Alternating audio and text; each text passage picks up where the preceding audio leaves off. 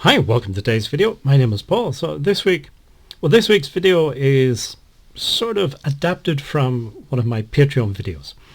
It's not exactly the same, but it's a similar sort of thing, and it's trying to tell a little bit of the story of me trying to learn to draw. I've done a few videos like this in the past, but this is another one. So it all started for me way back when I was a teenager, early 20s. That's a long, long time ago. And I got interested in cartooning and trying to learn to draw cartoons. I don't have very many examples from those days. Most of them are lost or destroyed or whatever. But on screen you can see a couple of them. And you can see that I was copying other people's art. That's all I did. Whether it was sort of Disney or Snoopy and Charlie Brown type of things, I was copying other people's artwork. And I got reasonably good at copying other people. It did teach me a few things. It taught me about, building up complex shapes from basic shapes like circles and squares and things. It taught me a bit about line quality and things like that. But at some point, I guess I got bored with just copying other people's stuff, and I decided that I wanted to make proper art, if you like. That was my thinking at the time, that cartooning was not proper art and I wanted to do real proper art. So I started looking at other artists and their drawings and trying to copy them. An example might be Goya, the Spanish artist. I'm probably mispronouncing that, but on the left you can see one of his pen and ink, or maybe brush and ink type drawings of an old beggar. And on the right you can see my failed attempt at copying it. And I found that copying this type of art was much, much more difficult than cartooning. And after a while I became a bit disheartened because I didn't seem to be making any progress. And I gave up. That wasn't the only reason I gave up art. There were other things going on, but it was one of the reasons. And it took probably about 2 decades for me to get back into art. And of course I regret that, because those are 2 decades that are lost forever. I can't recover that time. But as they say these days, it is what it is. So when I got back into art, I was faced with the same sort of problem. I can't really draw, not as well as some of these really famous artists. So what can I do? Should I just give up again? Then I started looking at art history and other artists and started educating myself about art. And I came across lots of different artists, and some of my favorite ones two of my favorite artists are on screen. Is a drawing by Joan Erdley. She was a English/Scottish artist. She was around sort of after the Second World War, during the 50s and 60s. Unfortunately, she died very young. She died of cancer. But you can see on the left one of her drawings, and she used soft pastel, amongst other things, to do little portraits of mostly children. She's best known as a landscape artist, but she did these portraits of children as well. And then on the right, another artist that I really admire is the Finnish artist, Helen Scherfbeck. And again, I'm probably mispronouncing the names, but she did lots and lots of figure work and portraits, and lots of self-portraits.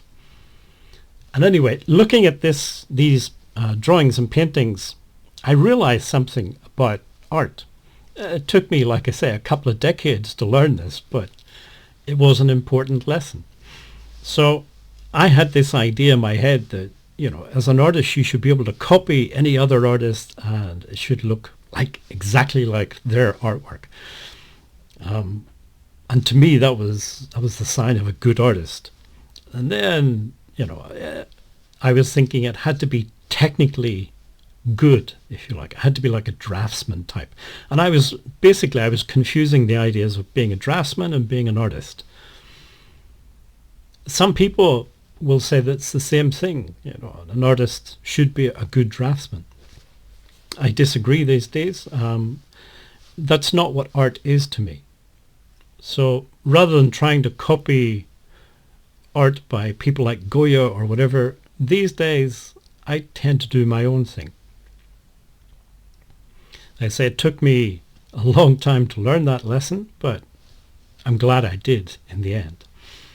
So in the past, I gave up because of all the failures, inability to copy other artists. And then I realized that that's not making art. Copying other people is not art, really. Doing your own thing, using your own creativity, your own imagination, that's what an artist does, really.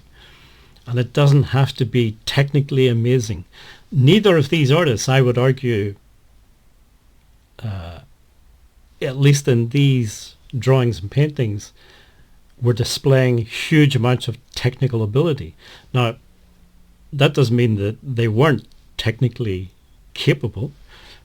They were, but they chose this style of making art.